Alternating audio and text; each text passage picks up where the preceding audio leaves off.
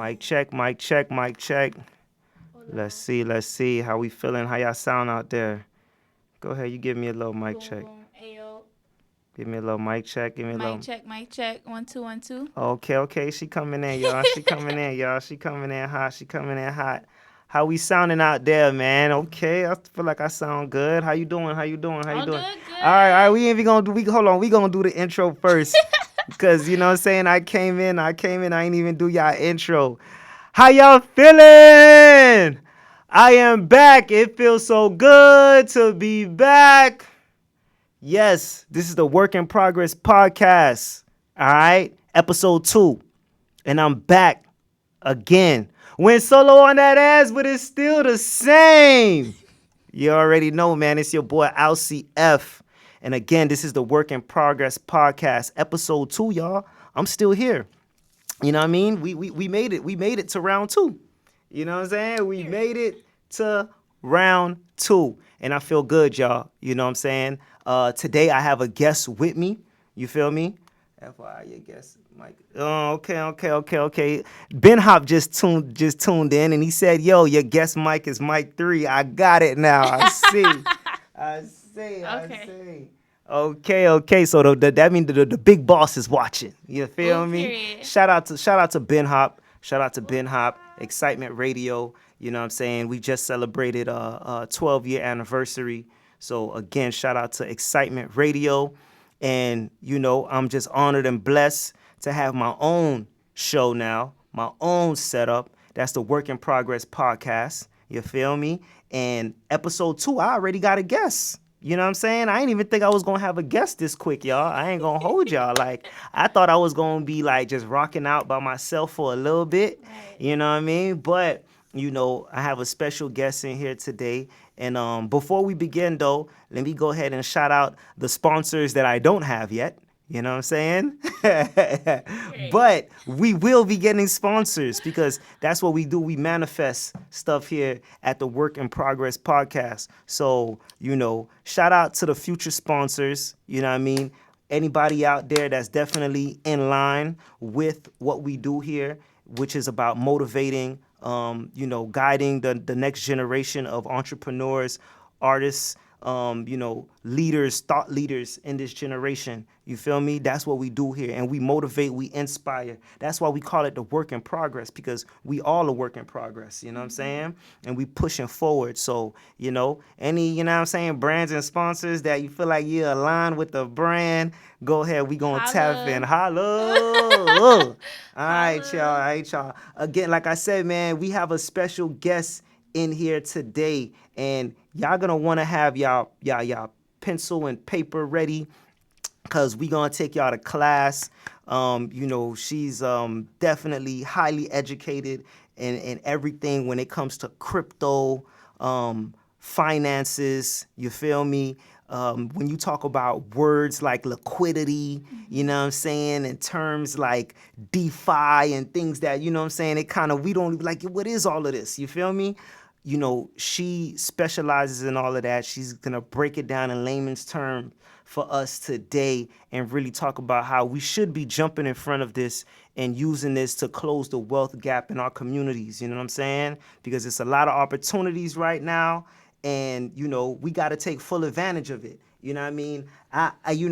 She got a lot of different nicknames, but I personally like the digital trapper. You know what I'm saying? Period, because that's what it You is. know what I mean? That's Yes. the one that I'm She is the digital trapper. But I've said enough. I'm gonna let her introduce herself. You feel Yes. me? So please introduce yourself to our audience today. All right, what's up, y'all? My name's Arielle, also known as Creative Solutions, which is the name of my agency. And we specialize in digital trapping and also strategically partnering with entrepreneurs to help them monetize their ideas and also make their brands grow and protect their money on the back end as well, because that's also very important. How I came up with digital trapping is from multiple years in the restaurant industry, handling their marketing as well as other, clients that I've had over the years, probably about like 5 years, but I've been a creative my whole life. And just understanding how to help businesses scale using digital assets and this new digital playground that we're going into, and even educating them even further when it comes to finances, right? Because as we go into this like digital world, like our finances are changing, the way that we exchange value, currency, all of those things are coming into play now. So that is like what Creative Solutions hones in on. It's business, marketing, and finance. Those three things for sure. Okay, bad. Oh, no, no, the alarm went off. See, now, you know, I feel like we're in in a weird space right now with, crypto and digital financing. I feel like it's one of those roller coasters. Cause in the beginning, like 2020, around that time, 2021, it was a big hype. It was the new thing. Everybody was jumping on it. Everybody was trying to figure it out. Everybody was just, let's do it. This is the new wave. This is the new get rich scheme. Right. And that's what I feel like a lot of people thought about it as a scheme, Yeah. as a jouet, like we Yeah. say out there. And it did get a lot of people rich, It did. and it had a lot of people crash and burn as well. It did. Because of the volatileness of it, and because this is, it was a beta stage. It was still being tested. Yeah. I'm for one. I was on both sides of the coin. Like I lost money and I gained money from it. You know what I'm saying? Like I remember my crypto wallet came in a time where it saved me, boy. You know what I'm saying? And then there was another time where I was just like, man, what the Yeah. I done bought this digital art that was supposed to make me Right. rich, and this shit is just dead. Right. You know? Even right now, like people who are investing into like crypto, like and seeing how the markets are going, they're like, oh my God, like because right now, I don't know if anyone knows this, but Bitcoin is at like Talk to us, 67K. cause it was stressing me And out today. it's all dropping. It's all dropping. But I think also it requires people to be savvy investors, right? Because it's one thing to be like, oh, I'm going to invest in Bitcoin, but it's like, it's not about like the short term success right now, because what's happening is that we're seeing liquidity in a bunch of different like countries and how that affects us even individually, right? Okay. Because you have some countries that are trying to defund and devalue the dollar. The dollar is losing its value, Okay, right? but before you go further, Okay. just so people out there, and we could break down everything, break down liquidity Okay, for us. liquidity. So liquidity is basically how quickly you can take an asset and turn it into cash or something of value that you can go and exchange it for something else. So it doesn't necessarily have to refer only to money, but usually it does. So like if I have a stock and it's worth $2,000 and I'm able to pull $2,000 out of that stock, then it's liquid. You get what I'm saying? Okay. But if I done invested $2,000 into the stock and it's going into the negative, then it's no longer as liquid, right? Because if I pull it out, I would be pulling out at a deficit Got you. instead of an interest or a gain. You Right. get what I'm saying? And the Right. gain is the liquidity or cash. Like cash is liquid. You get what I'm saying? When people used to say, I don't know if they say it anymore, but cash is king. Right. So you get what I'm saying? So if you have $500, that's $500 liquid, right? But if the value begins to like decrease, then it's like the amount of liquidity that you have compared to what you're trying to invest in might look different. It might go up and down. But it's really just about how quickly you can pull cash from an asset. That's liquidity, Okay. right? And there's multiple ways of building liquidity in assets.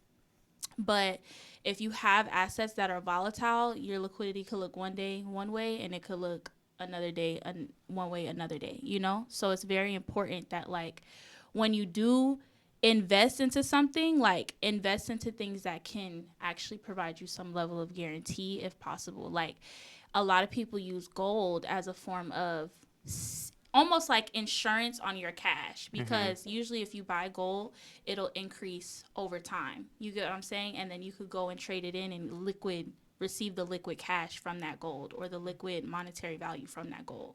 And you can take that anywhere, right? It's not like you have to go and you take the dollar and you go to China, and then you got the conversion and all this other stuff, and oh, we don't accept that form of currency. Gold is pretty much accepted everywhere. Right. You get what I'm saying? So gold is like commonly used as a way to kind of hedge against inflation, but also to protect the value of money as well, of your Right. cash or your Okay. liquidity. Right. And where would you suggest people buy gold now? Because I've heard, um, you know, buying an asset in a company that has gold, it's like the best way to go. Or maybe I'm saying that wrong.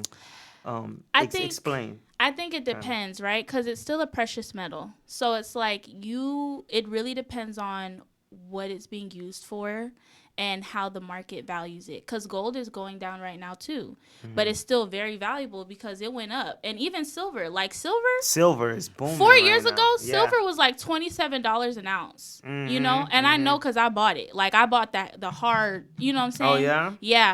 Like I Okay. bought the hard silver. But now Okay. it's like to see it and it goes up to like $100 an ounce. Like that's a jump That's a in a jump. very That's short a amount of huge time. jump. Huge jump. But what a lot of people also don't see is they're like, okay, well, silver, like, okay, it's valuable. It's a precious metal. Everyone's trying to hedge against inflation. Yes. But silver is also needed for technology purposes, Yes. for data Yes. centers, and all these Yes. other things too. So it's like all of those things impact the value of that precious metal. So when you're looking at like what's a good investment, I mean, is gold a good investment? Yes, gold's a good investment. But is silver a better one?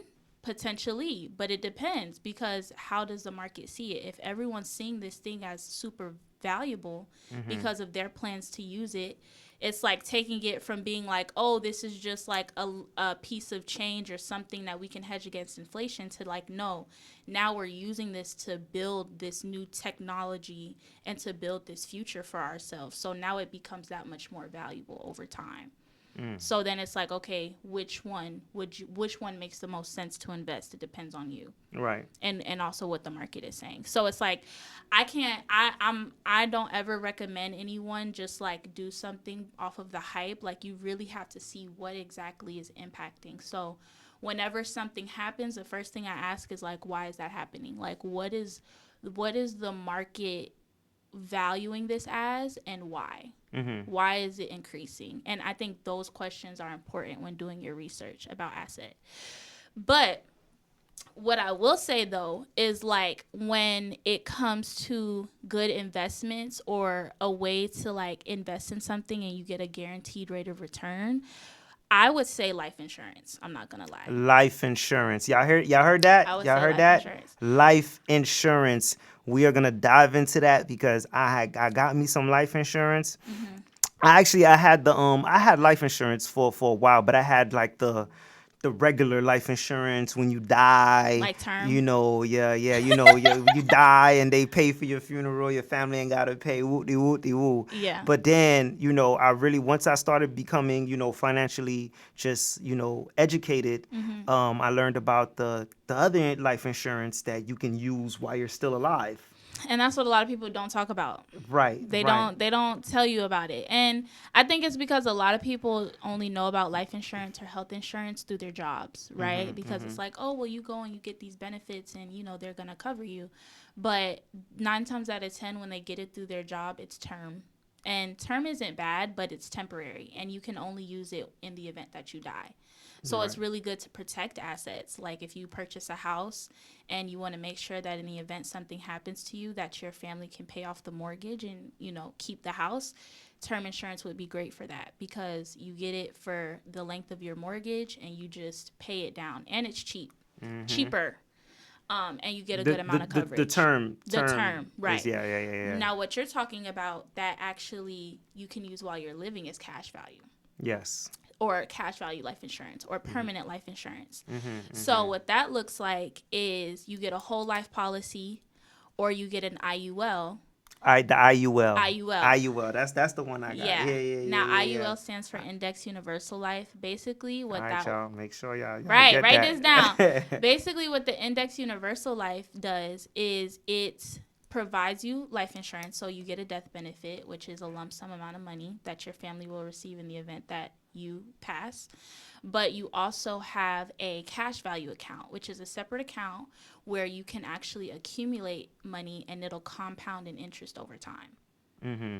So the best part about that is that it will simulate the performance of certain indexes. So let's say you choose like the S&P 500 index that you want it to perform against, and you get like a cap of like 11%, because some of them go up to like 12%, 11% Yeah. in terms of interest that you get every year. So if you put your money into that cash value, that 11% gets added on and then added on and added on and added on based on the performance of the market.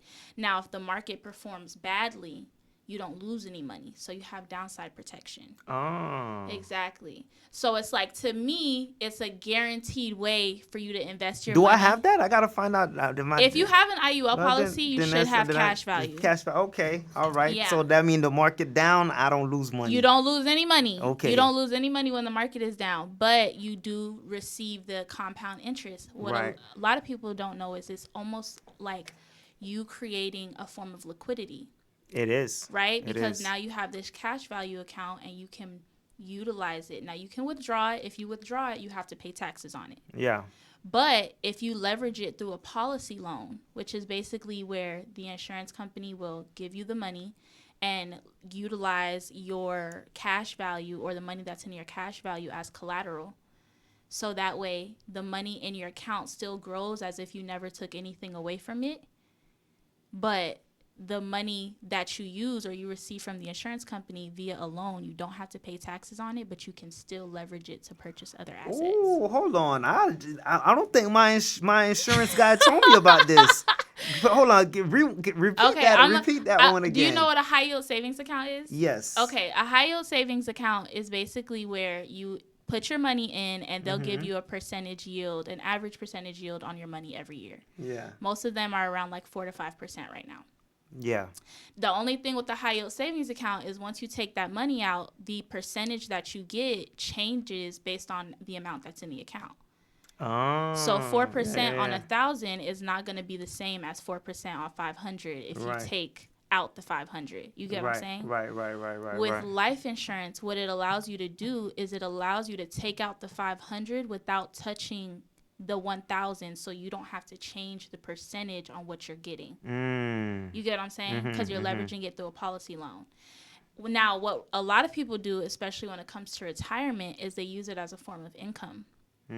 Because if you're retired, let's say you've had the policy since you're like 25 or 27 when you really started getting into your prime working years, and you maintained the policy.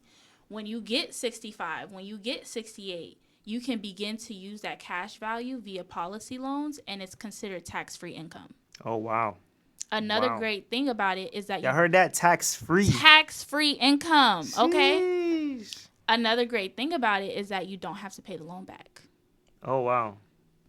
Holy moly. You don't have to. Now, it's recommended that you do. You get what I'm saying? Because it's one of them. You want the policy to survive and feed itself. You get what I'm saying? But if you're 65 and you're using it as a form of retirement, you're 65. All that's gonna happen. I know it's like girl, that's so long ago, or long away. But honestly, if you can compound your money as quickly as possible, then that's like getting into the market as quickly right before an asset goes up. The longer you're in when it's low, the longer you're in when it's low and it goes up, then you're golden.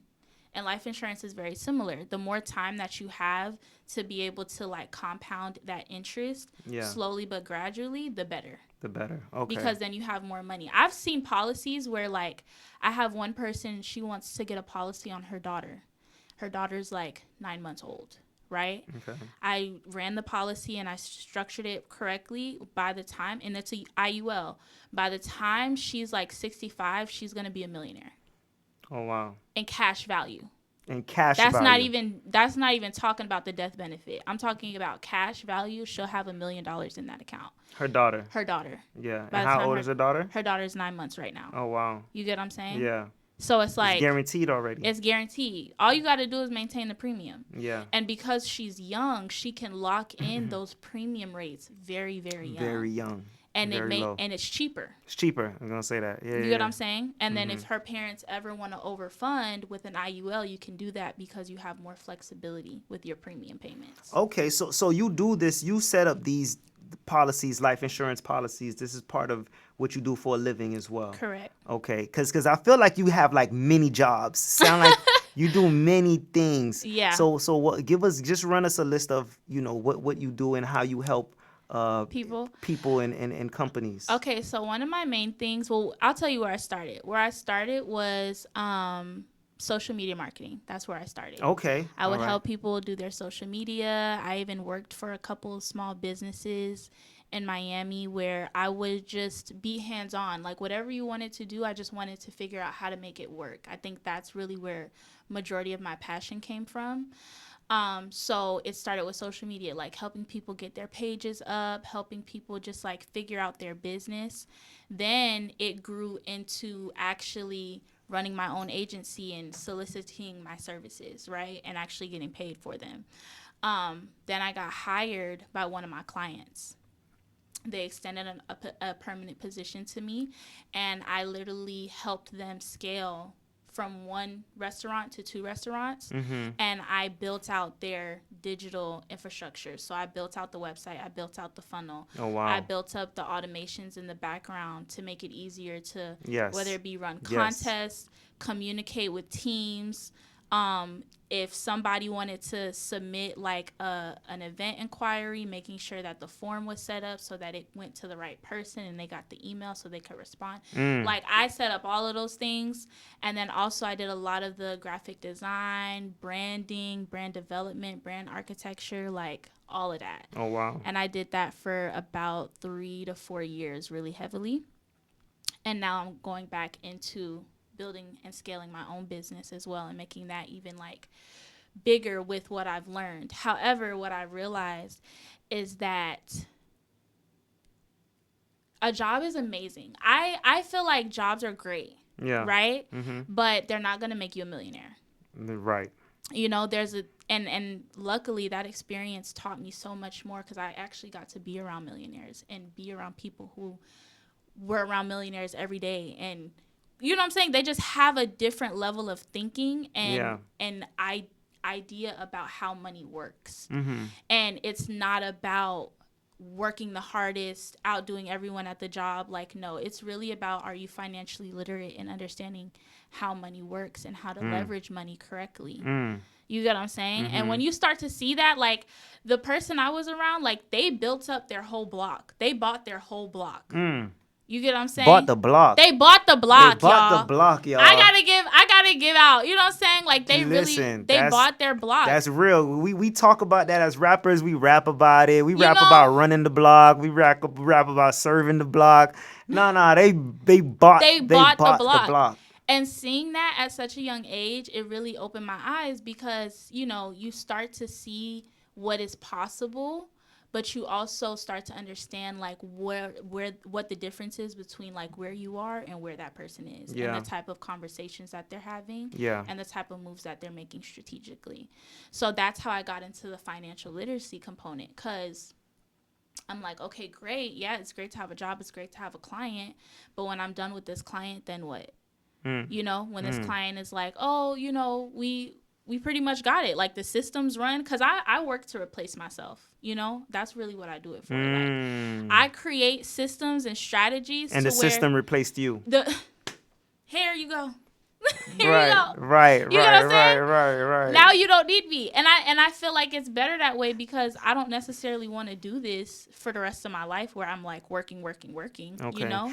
So you considered what you was doing it's a job, but it's a service. It's a service. Yeah. Like, because when you said job, I was thinking when you said you can't become a millionaire for job, I'm thinking the 9 to 5. Yeah. You know what I'm saying? It was a 9 to 5. Yeah. But it was a very like lax one because of the way it was set up, because it was remote, because I could do everything digitally. But It was a nine to It was a five, 9 to 5. and Okay. it was like you're in there having real conversations with the company about like how are we gonna scale, and you start to understand like I even had a mentor he used to work for Goldman Sachs, Mm. and Mm. he Oh, really you was around them people, listen. people. That's what I'm trying to tell you. Like Mentor for Golden he used to Sachs. work for Goldman Sachs, Wow. and he taught me a lot about just one, like, how do you even know how much it costs to run your business? Do you know how much it costs to acquire a customer? Do you know how much it costs? Do you know what your return on investment is? Do you know these things? Do you know that those numbers? Because those numbers have a lot to do with the business. That's the financial element, right? Mm-hmm. Then from the owner and just seeing all the other directors in the business, seeing them have to build out operations so that they could scale, so that they could run two restaurants instead of one.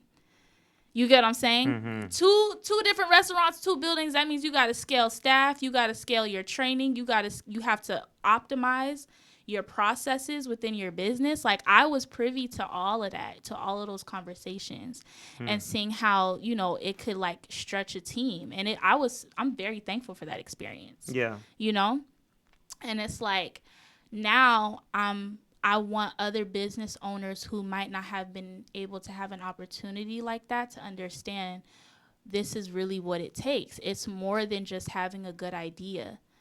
And I'll never forget my mentor. He told me, he was like, "You're so creative," because I'm a great creative. Like I have the vision, I have the whimsical brain, I have all the great ideas, Right. but I also had a knack for business. And he was like, when you learn how to use your business brain and your creative brain at the same time, you're going to be dangerous. Mm. Mm. Because a lot of creatives don't like business. Yeah. Yeah. Yeah. They Yeah. don't Yeah. like the Yeah. Yeah. business. Yeah. Yeah. Yeah. They're like, Yeah. why can't I just Create. Why can't I just create just this? do my thing? You get what I'm saying? And it's so fair because it's like, of course. But when Right. you're trying to scale something into an Yes. empire, you have to You have to. understand Yeah. the logistics of It's a that. must. It's a must. You know? You can't even survive without it You can't. anymore. You can't.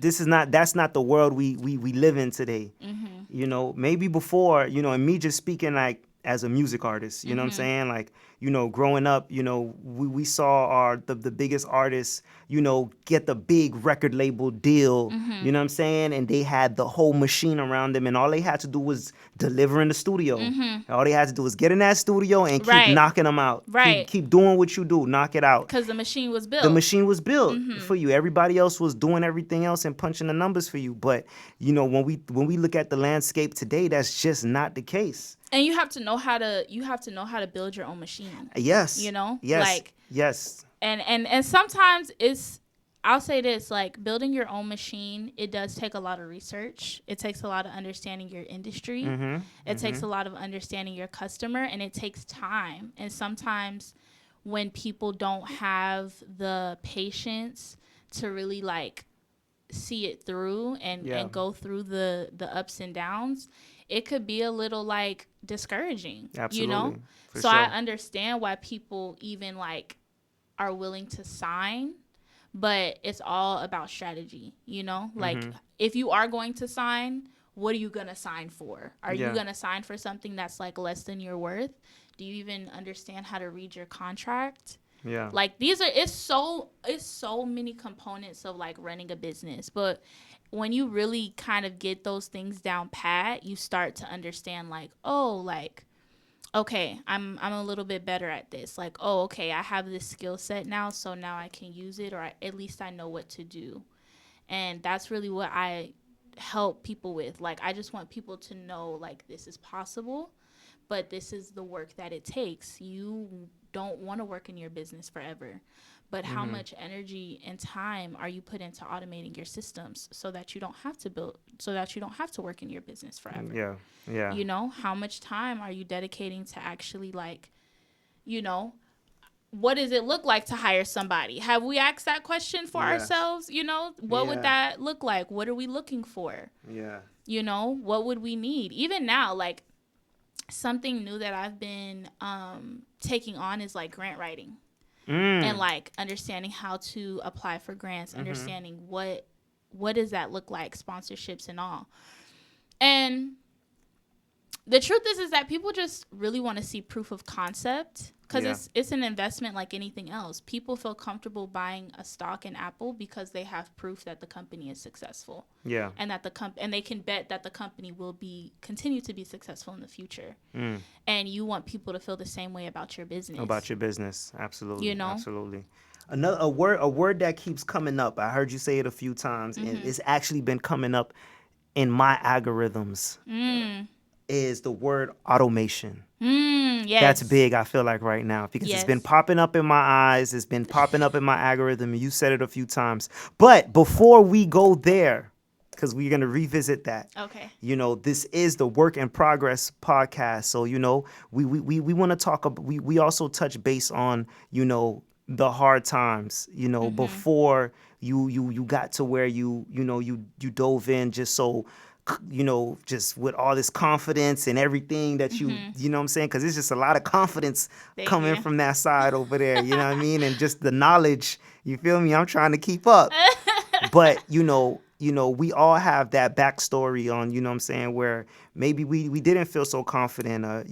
There was a lot of things in our personal lives, there's things going on that was holding us back from, moving forward with our passion and our purpose.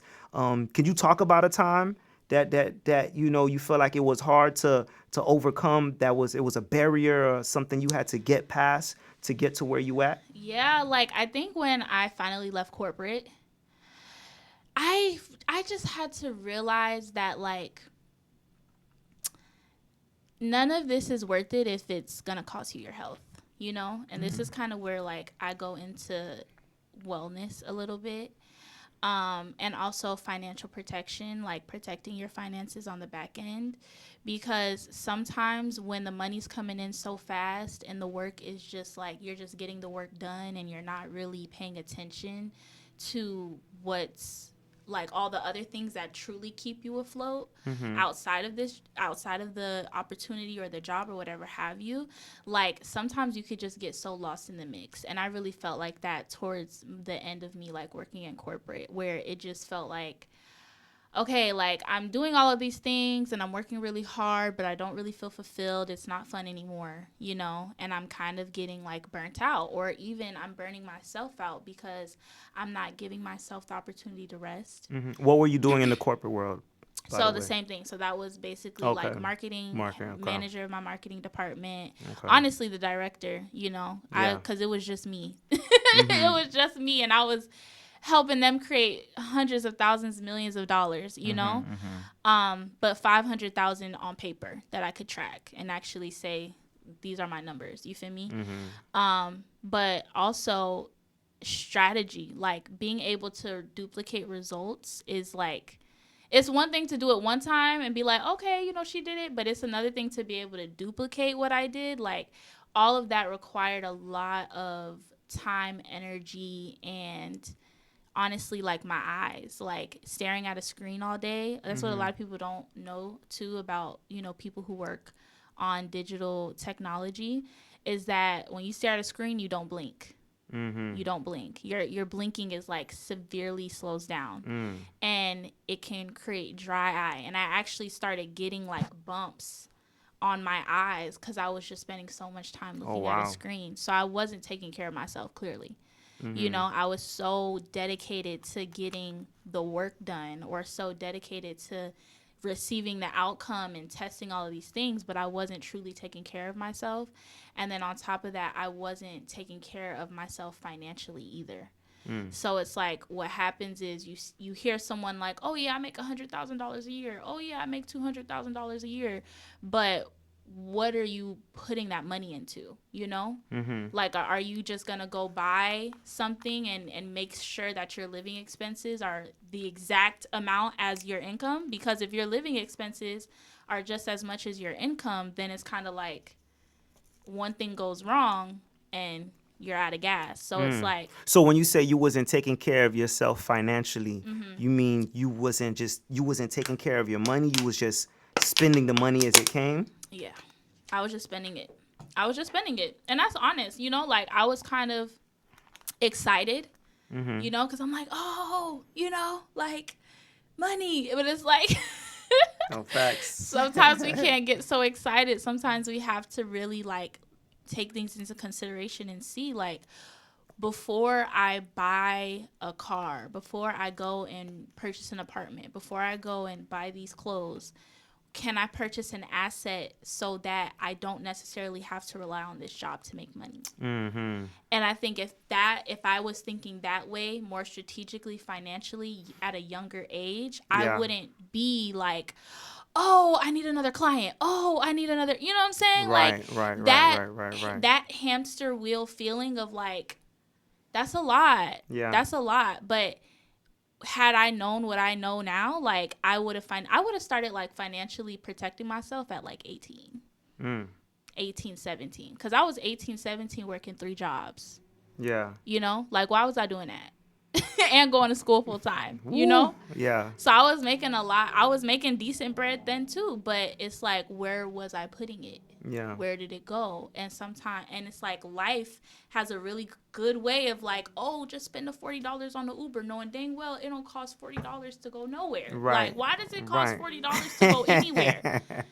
It's like Yeah. if you got to hop on 95, $30, period. That's Yeah, it. yeah. No, that's facts. That's facts. I think that especially coming from where we come from and being in this environment, Mhm. um that whole, spending money and not knowing how to treat, your money, being just financially unaware is a real thing, especially when you're making fast money. Mhm. I could for sure tell you like right now, I've forgiven myself, but like Mhm. I think back at when, when I first moved back to South Florida, I got a job bartending Mm. at the Hard Rock. Mm. So I was making like Nice good money, tips. yes, Mhm. and fast money, Mhm. and then of course the going into it, the main idea was like, okay, I'm gonna make this money and I'm gonna reinvest it into my music career, everything that I'm building. You know what I'm saying? Like that's the plan. You feel Mhm. me? Like, because I've already been in this industry, I know how I know how it can come and go, Mhm. and it's when that money start coming in fast again, then it was fast living. Yeah. It was fast I'm living. out. You know what I'm saying? And you're gonna find ways to justify it. You Of know? course, of course, of You're gonna find course, ways like, of oh, of course. course I need to buy this bottle because I'm at the club and I'm performing here. So, and you know, in a way, you could justify it if you have like an LLC, but it's also like, you know, what else could we have done with that money to protect ourselves? Plenty Mhm. of what I know now. You know what I'm saying? Mhm. And just slowing down and taking the time to learn it. You feel Yeah. me? I Mhm. think when it's money, alcohol, women. You know what I'm saying? It's like and it's the casino's a big place where it's just money always just Mhm. going and Flowing. flowing, you know what I Mhm. mean? And it's just like you said, you spend 100 here, spend 100 there, like, Before you know it's oh, gone. you're like, oh, I'll double that tomorrow, and da da da. You Mhm. feel me? And it's just like, no, we wasn't investing, we wasn't, you know what I'm saying, Yeah. putting it into something that's gonna build our future. When you're in that moment, you think it's just gonna always be there. Yeah. You think it's just gonna always come. You know what I'm saying? And just like you said, I think during that time too, I wasn't taking care of my health. Yeah.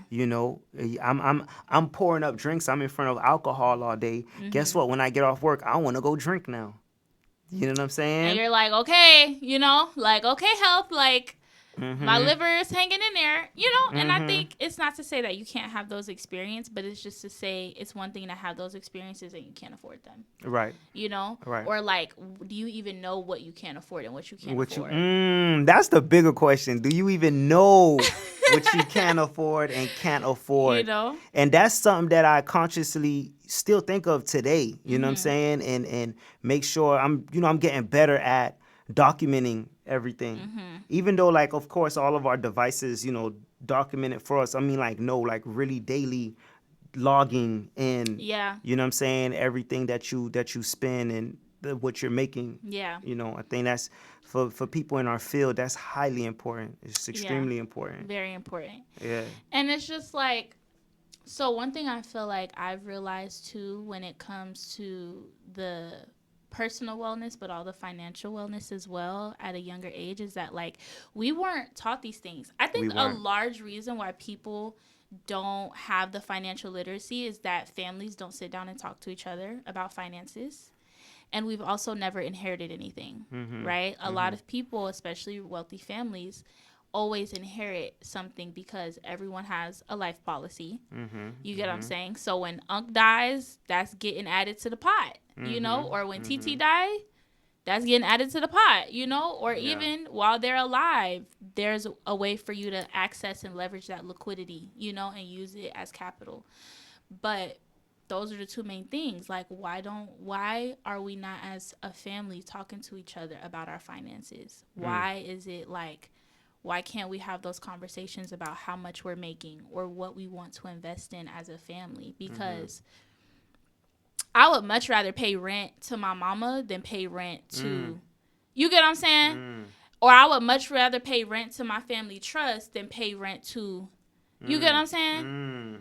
But it's like we don't think like That's that. a We're different. That's like, a different talk. you get what I'm saying? We Yeah. don't think like that. We think, oh well, you got to get out my house at 18, Yeah. or oh, you got to get out my house because you get on my nerves. You know, like Right. not making you feel comfortable to even stay here, be around me.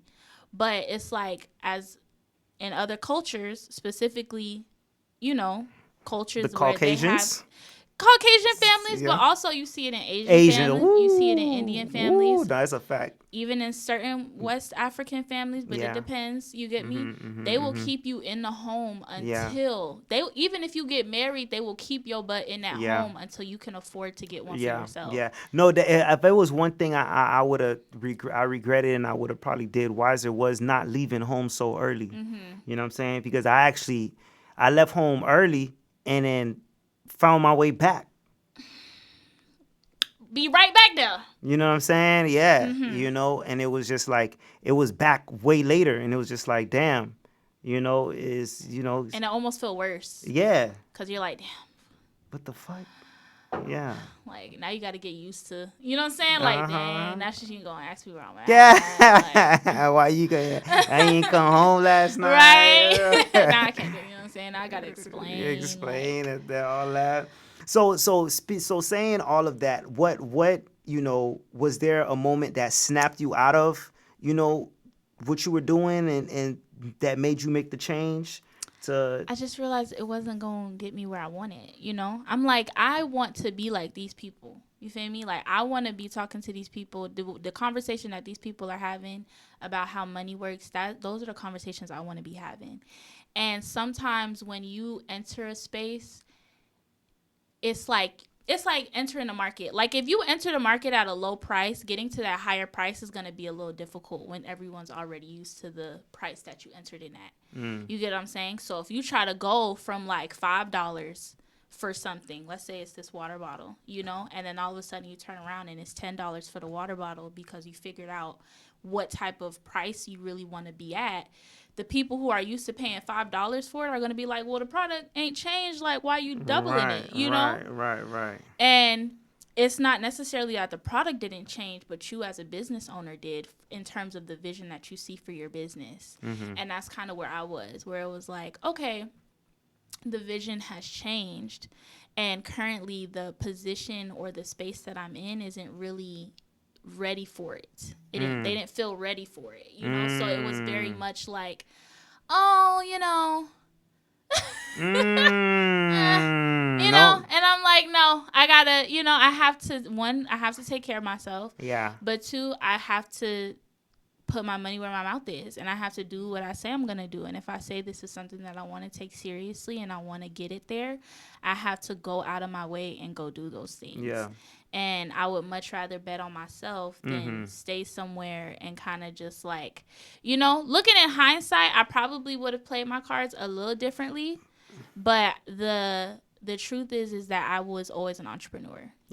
I was always a business owner. I was always, and once I understood how to scale and what's required to like build or at least even know where to look to begin to build in a business, I was like, yeah, like it's time for me to go put the pedal to the metal and like go dig and plant my own seeds. Like Yeah. that's what it's time for. And I felt that, and that's what I'm doing. Like I'm planting my seeds, I'm building my business. And I'm also looking at it differently because what I'm finding is that although there are definitely people who pay me for my services, right? Like there's people that pay me for my services, but for the people who can't, those be like my favorite projects Mm. because it's like you just come across this creative and they're not really sure what to do, but they really want to build this business, and it's like they're passionate, Their passion. Yeah. and it's a good, especially if it's a good product that move itself. Yeah. I could market a product that moves itself. Right. You get what I'm Right. saying? I could do Right. that, and Right. then just help you figure out everything else on the back end. Especially when you don't have to build it from scratch. It's like Mm-hmm. you could see that the creative created something really good, Mm-hmm. great even, but they just don't know how to scale it or Right. market it. You know what I'm Right. saying? Like this, it's Exactly. like no, you've done the foundation. Like Right. you've built it. Your creative mind has done it, but Right. now we have to take it to that next level. Right. And it's so the way that I look at my strategic partnerships, I look at it as early stage venture capitalism.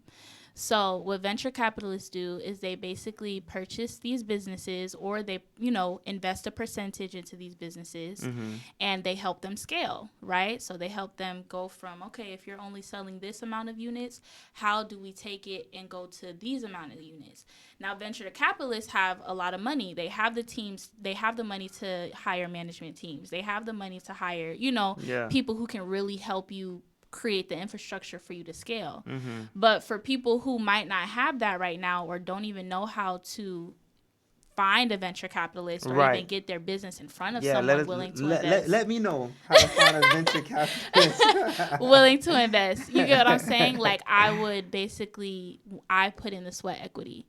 And that's why I'm looking into grants, because I want to find a grant that can help me Mm, invest into these other entrepreneurs and creative people who right. have the vision, they have the product, they have the foresight, but they just don't have the structure. Mm-hmm. And the structure and having a solid foundation is really what's super important, Is what's super because that's important. what Yeah. you're going to build from, Yeah. you know? Yeah. No, absolutely, absolutely. Listen, man, we are getting blessed with some gems, yo. Like I'm learning a lot. Like I'm learning a whole lot right now. And so, like I said, I wrote down this word and I wanted to double back and Mhm. and come back to this word of automation. Mhm.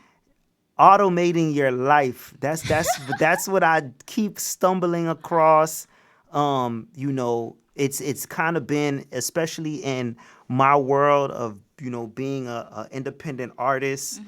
an entrepreneur, brand owner, building this systems Mhm. has been like the secret word in my industry right now. You know Mhm. what I'm saying? And it's Mhm. kind of like the it's like this golden ticket sort of, Yeah. where it's just like, yo, this is the answer, but you have to understand what it is and build it. You know what I Mhm. mean? And really stick to it. Talk to us about automation. Like, well, what does that look like, and how important is it? So this is like my bread and butter. This is my bread and butter. This is really what I feel like when I look at my job and my role in corporate. I think this is what helped me the most stand out, and also developing this skill is like what made me so successful in my role, because not everyone was tech savvy. Tech savvy.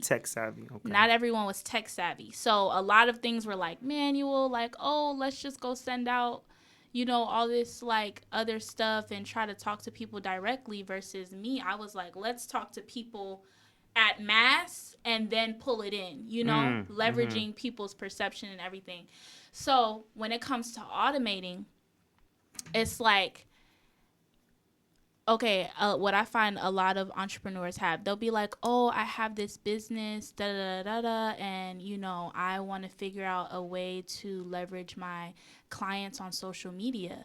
Okay, but you don't have a website, and you Mm. don't have a landing page, Mm-hmm. and you don't have a way for them to get from point A to point B digitally, right? Because they're already on their phone. Right. So, what is that system like for you? Have you built that funnel out? No. Okay, so that's what we got to do. Mm-hmm. Because the first thing that people do on Instagram, if they want to buy something from you, is they click the link. Right. And that link, if you don't have a link, or if it's just taking you to a Facebook page, like, cool, but What does that do? what does that do? And are you capturing your audience so that you can market to them or talk to them outside of social media? Because if someone comes and steals your Instagram account, or it gets hacked, or the social media shuts down, then what? Right? You lost all your contacts. You done lost all your contacts, all the work that I've seen people with 10,000 followers, 30,000 followers gone overnight, and you can't get back into your account. Then what? You get what I'm saying? Mm-hmm. So with automating, what the automation does is, like, let's say somebody. Do you have a charger? I'm sorry. Probably not in here. Maybe in the next room. Okay, that's fine. Don't worry about it. Oh, your phone's about to die. Yeah. Oh. But automating is like this. So let's say somebody signs up for your email list. They're like, I really like this podcast. I want to sign up just so that I can get updates. As soon as they sign up, you can set things up where it automatically sends them out an email, or it automatically sends them out a text message that's like, thank you so much for signing up. I appreciate that. You can also automate your workflow. So, like in project management platforms, or in, even just booking platforms, like HoneyBook is one of the platforms that I've used recently for one of my clients. HoneyBook? Okay. Yeah, HoneyBooked. That's for like service-based businesses, etc. But you can have it and set it up where as soon as somebody purchases something from you, or they inquire about a service, it automatically populates a list of tasks specifically to you based on the service that they booked.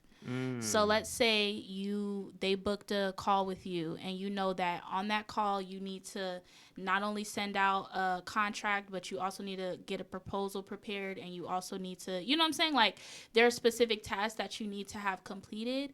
You can set things up to where as soon as someone books that service or that consultation, those tasks automatically populate, and then you can have templates associated with each of those tasks to make things easier for you to just go in and fill things up. That's very important, especially when it comes to scaling a business, because the first thing that people who are trying to like build their business, they get stuck in being a task manager.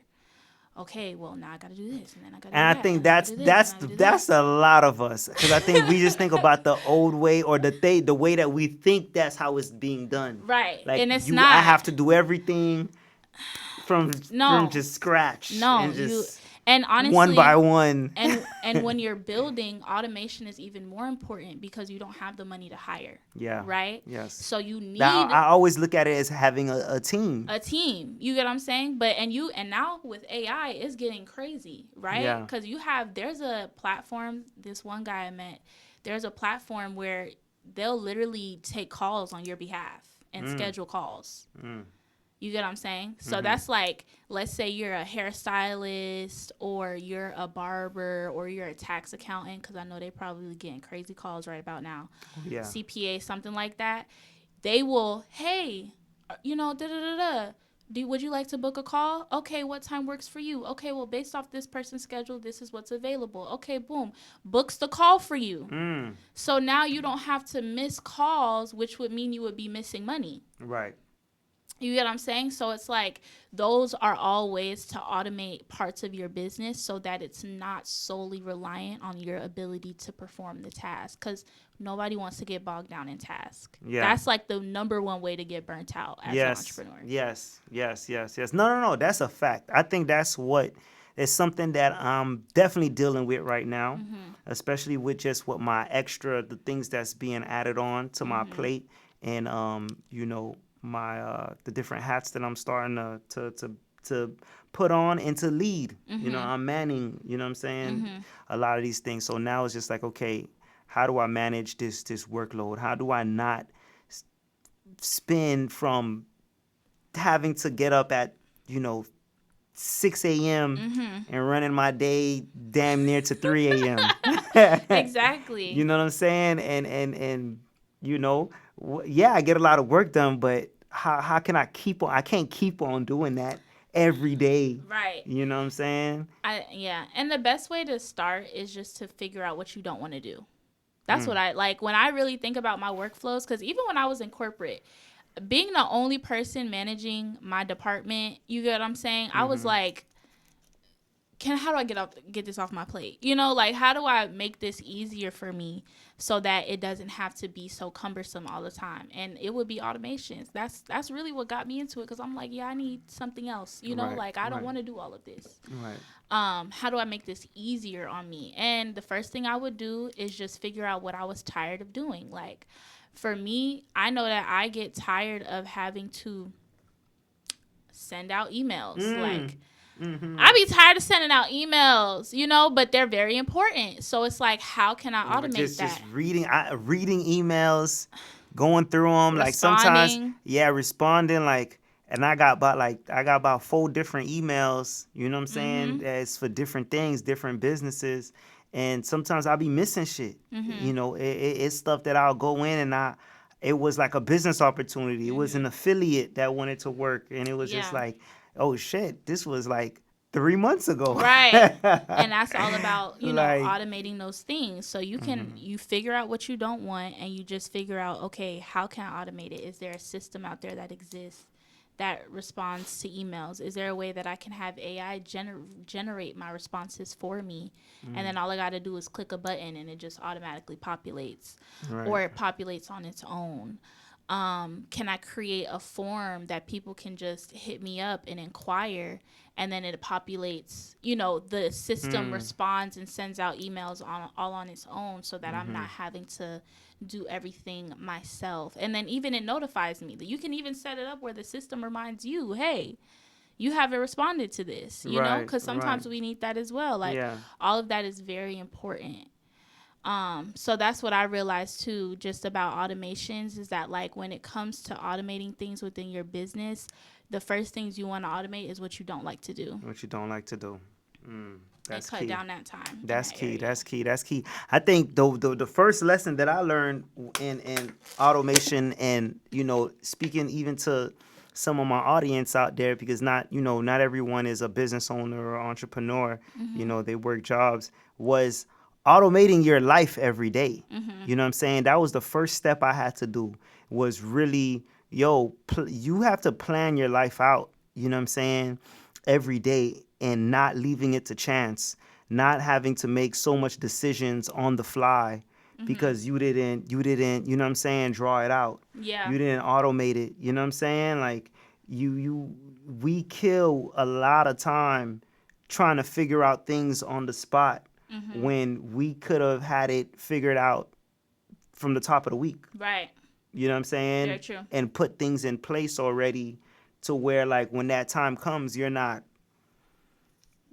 so bogged down. yeah, Yeah. you feel me, on a simple decision on what to wear. I'll say this though, I'm not gonna lie, and it's so crazy that you say that, because I remember one week I planned out everything that I was gonna wear. Yeah. Every single day I planned out what I was going to wear, or I just preset outfits in my closet and I could just snatch it. And I remember there had came this one event, I had forgot about it, and I got the automated text message reminder from Eventbrite that was like, hey, there's an event happening today at this time. I had 30 minutes to go to the event. Yeah. I'm in my PJs. Okay, I'm in my comfortable slippers. Like I'm at the crib. I'm calm. I'm chill. Yeah. And I got 30 minutes to go to this event, and it takes me 24 minutes to get there. Mm. So I really only got like You only 6 got, minutes to yeah. get ready. Yeah, that's it. But Tops. you know what I'm saying? But luckily my hair was already done. It was already in like a cute protective style, and I already had my outfit pre-prepped in the closet. So all I had to do was just put the outfit on real quick, get out the house and go, and I was able to get there. You get what I'm saying? So it's like stress free. We wasn't stressed. I could make those decisions on the fly, and it doesn't affect me because Yeah. I had those things preset. So you're very right when you say outfits, clothing. Yes, Yes, no, that is very important. automate that. Automate Child. that. Start there. Start with your daily life, your Right. daily routine. You feel me? Because we have to get used to it. We got to get Yeah. comfortable with that. You know what I'm saying? Like Yeah.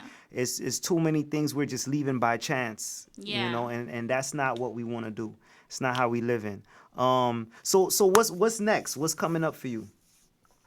Okay, so for me, one thing that I'm doing right now is I'm having webinars where I teach people about the financial literacy as well as how to leverage life insurance as Mm, a starting place. okay. Because I think right now, with everything being so volatile, you need a guarantee. And life insurance definitely can provide you a guarantee when things are structured correctly. So I want to teach people about how to leverage it and also how to leverage it in the liquidity within the life insurance policy to purchase assets. Mm, mm, So mm. that way they can retire early, stop working, build that business, whatever they truly want to do, and then also leave a legacy Okay. and starting younger instead of later. Then also just Wait, cause, how where can people find these or so webinars the and or way where that they? you can find them is on my website www.creative without the e, so creativ solutions.info.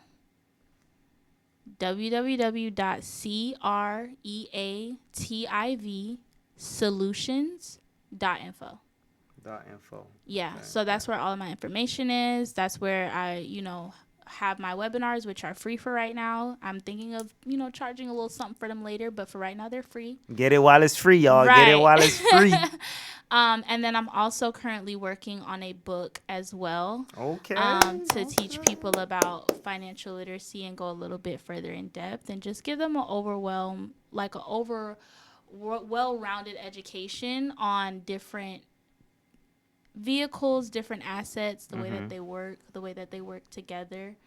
And then I also want to do one for digital trapping as well, because I think definitely understand how to protect your money, but when it comes to creating that cash flow, I think digital trapping is going to be the primary way that we do that Okay. in this next Okay. generation, Okay. Talk, So, so before we leave here, let's just define digital trap. I mean, I okay. know it's everything that we talked about, but like, you know what I'm saying? I So, want you to like define that digital trapping. You yeah. feel me? So, Cuz I feel like I resonate with that. I feel like, you know what I'm saying? Like yeah. I've always had that hustling mentality, that trapper, that go get it, you know what I'm saying? And that's what we doing right now. It is about who can be the best digital trapper. Yeah. So digital trapping is just anyone who's good at making money online, right? Ooh. So if you have the skill set of being able to flip bread and flip a product or even flip attention online, you Attention. attention, because that's its own currency right now as Yes, well. yes, If you yes. are savvy at doing that, you're a digital trapper. So like people who Ooh. would fit into this category: streamers, graphic designers, people who do social media marketing, people who are video production people that people who are in the media industry right now are very important. I would say those are digital trappers as well, because all of their stuff is going straight online, Yeah. as well as other platforms. But digital trappers, web developers, digital trappers, people who do the data, and actually develop like the code for certain applications, digital trappers. Mm. Also, people who people who trade currencies, people who are on Forex, people who trade crypto. You're also digital trappers, because if there's anyone making money online, that's like the definition right there. Yeah. Yeah. E-commerce brands, radio hosts, podcast people, like those are all digital trappers. Just understanding how to go into this new digital domain and make it yours, and Yeah. really take up space. Right. Right. No, that's That's definitely digital that's trapping. digital trapping, y'all. Mm-hmm. From the digital trapper herself. Period. Period. No, and just diving in, just asking, because we spoke about this briefly about just the music industry and Mm-hmm. and where you see, you know, just the digital coin and everything that's I guess going in the direction for the independent artists. What kind of advice can you give, or what are some of the platforms that you see are that's been prominent for independent artists?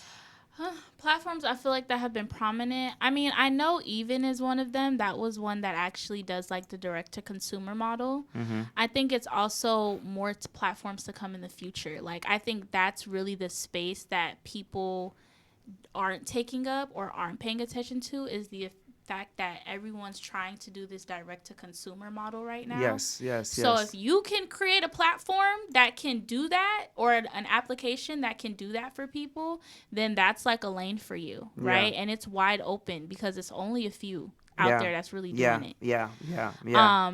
And then also like getting cool and savvy with different ways to sell and market your brand. Like there's one brand right now, I don't know the name, but they're going viral on TikTok.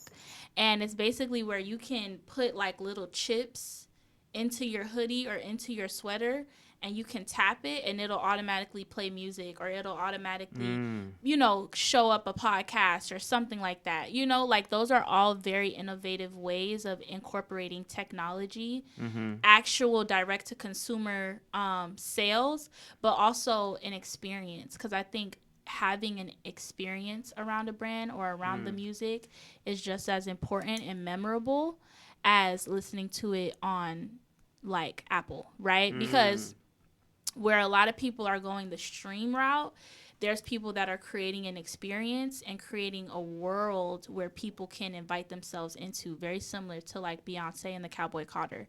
Right. I don't know how people feel about Beyonce, but one thing we can't deny is that when she has a project coming out, you are being immersed into a world, Into a world. Yeah, and that's what yeah. people are looking for right now. Same thing with I'm like bringing up all the girly people, but like same thing with Sabrina, what's her name, Carpenter, not Carpenter, I think I know you're talking about. Sabrina something. She's the blonde hair girl. Yeah, yeah, That's a yeah. whole world, like the aesthetic, the way that she looks. That's a whole world that people are being submerged Mm, into, and I think that's like a page out of the book. Another one is La Russell, right? yeah, La Russell was really good at creating experiences that you can come to in person, yeah, and it's like low entry to get in, yeah, right? Like yeah, it's not like you gotta pay a $400 ticket. yeah. He was just given to the people, and the people made sure he was taken care of. Mm-hmm. You get what I'm Mm-hmm. saying? Mm-hmm. So, and then he created merch and all of these other things around the music to Yeah. be able to profit off of. So those things are important too. Like create the music, yes, but create the world Create the world around the around the music music. so that people can feel immersed, right? Yeah. Because when people are like immersed, Yeah. that's what they want, That's what they want. they want Yeah. to feel immersed. They don't want to just listen to it on Apple Music. They don't want to just, they want to feel like they're a part of it, that they can really like dive in. Make it special. Like they Yeah, feel like, dang, this is for me. This is especially and like memorable. Yeah. memorable. Right, right, Mhm. right. That's a big key. That's a big key that you just gave. Mhm. Shout out to Lil Russell. I Yeah. just saw him. He had the sit down With Jay with Z. Jay Z, and Not Jay Z had to sit down with him. Jay Z had to sit down with him. Ah. Right, right. Jay Z took the lunch Right. with Lil Russell. You know what I'm saying? And he officially signed with Rock Nation, Mhm. and definitely it sounds like it's a partnership. Mhm. Because Lil Russell has done the work. He's done it all. And like they wanted to sit with him. Mhm. And what people don't know is that he turned them down already before in the Yeah, past. he did. This was the second go around. So Mhm.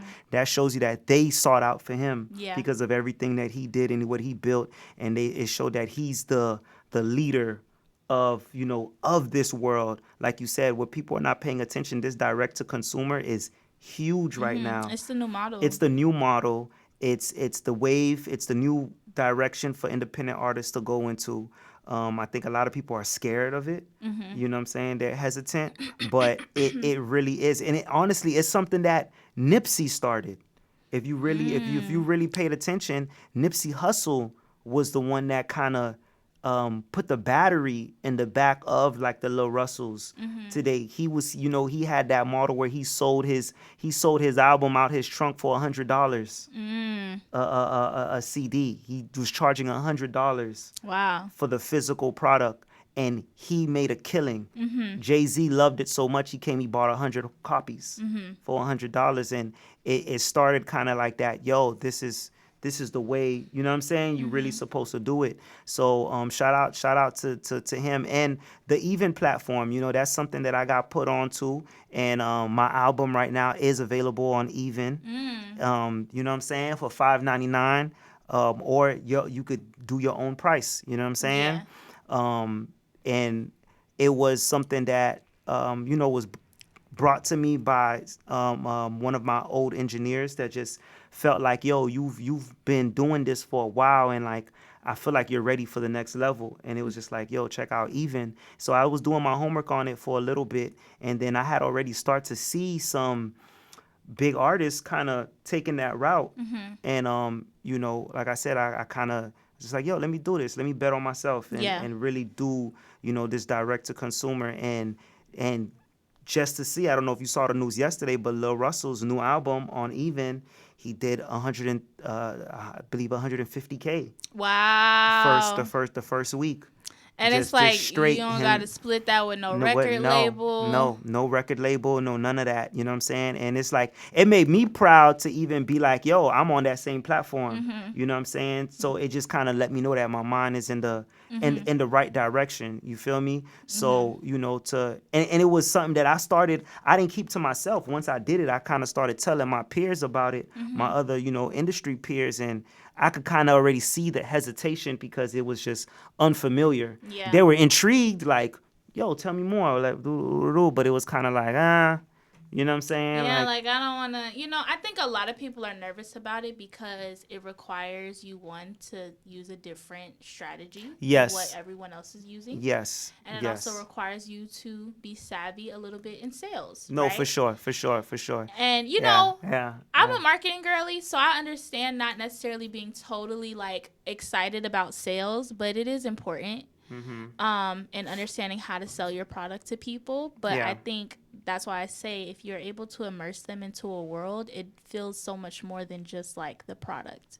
It feels like something that they can go to and escape to when they don't feel like, dealing with the reality of of the situation or whatever have you. Like they can go and listen to this music and immerse themselves into something different. for I sure. think that also helps with, the customer experience and making the sales as For well. sure, for sure. Now it's something that I'm learning too. It's something that I'm learning. It is different. You know what I'm saying? You gotta sell. You really do gotta sell. You gotta be like create the product around it to sell and to continue selling. Like I think with me, I'm getting over the hump of like, okay, that first week or that first month, okay, your family and your friends or your day ones, you feel Right. me? The people that's been following you, they went all and bought it. Okay, woody woo. But like after that hype is over, what do you do next? Right. You know what I'm saying? Like you gotta, you know what I'm saying? You gotta that's the part you gotta figure out. You strategy. gotta Yeah. strategize that. So, for sure. That is the sector that I'm in, but I've found a new like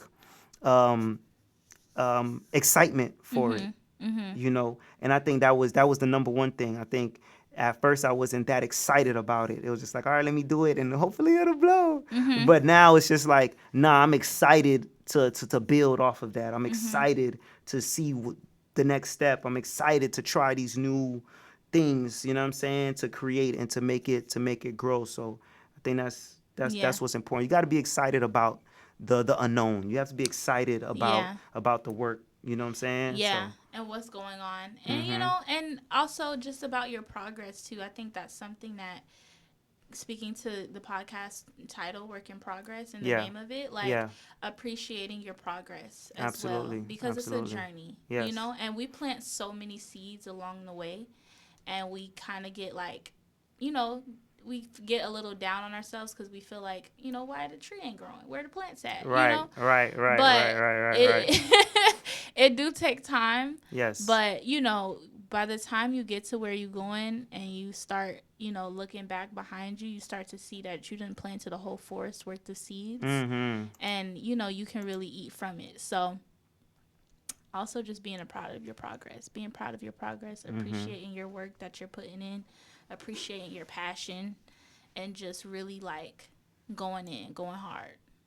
Yeah. No, I agree, and I'm happy that you caught on to that, and like you realized that because this is one of those things that you said that I created as an experience for the brand and for the music. You know what I'm saying? Yeah. So this was like one of those, you know what I mean? Like, nah, let's create an experience around the music, around the brand.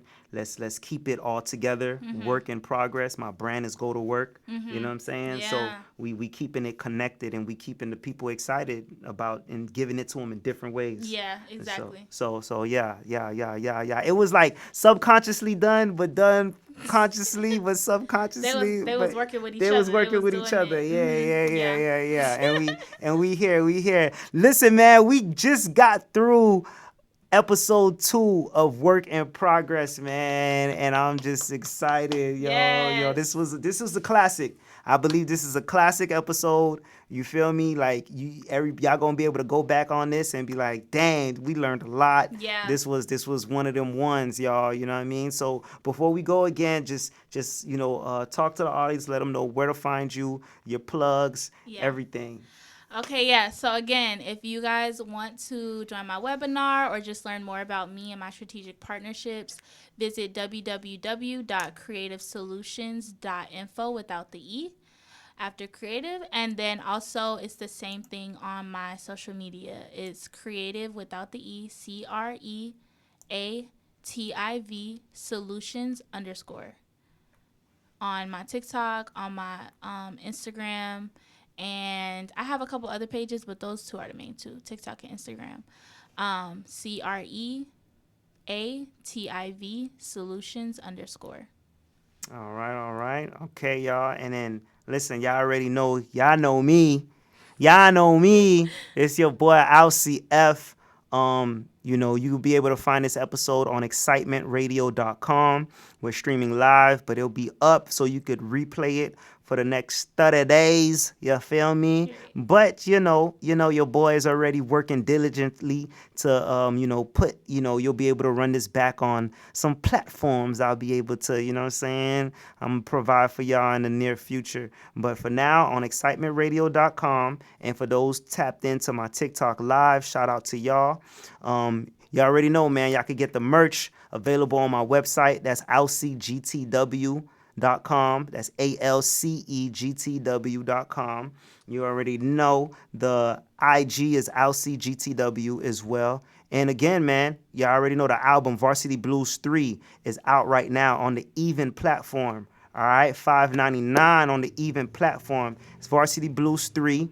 The single Lambo is out on all platforms. It's going crazy right now. I done peeled off in a Lambo. You know what I'm saying? It's going crazy. And then yeah, man, we got another one dropping this month. You already know, dog. I'm dropping, I'm releasing, I'm shooting. You already know, all work every day. We got the movie Foreign Exchange too. Well, you already know your boy is working on the movie. You know what I mean? We doing major things 2026, y'all. So stay tapped in. You already know. Always stay working, like the boy Pharrell said. We go to work every day. GTW. Shout out to that boy Ben Hop. You already know. Excitement Radio. Our world, our way. All right. Next week, we'll be back with a new episode 3. It might be a quick one because I got some shows coming up too. So I got a performance next Thursday. So as soon as I get out of here, I'm gonna head out to my performance. Shout out to UTT Thursdays, Punchline, and the whole management crew. They're headlining that show, and they asked me to come on and perform. So we lit, man. Next week gonna be a busy one. Happy Valentine's Day. You know what I'm Yes. saying? Shout out to the lovers. Shout out to all the lovers. You feel me? You know what I mean? I was gonna say this next thing, but my publicist said, we're gonna work on your cleaning up the things you say. So you know what? We're just gonna talk about the lovers and all the committed relationship people out there. You know what I'm Yes. saying? Heavy on the commitment. Heavy on the commitments. All right.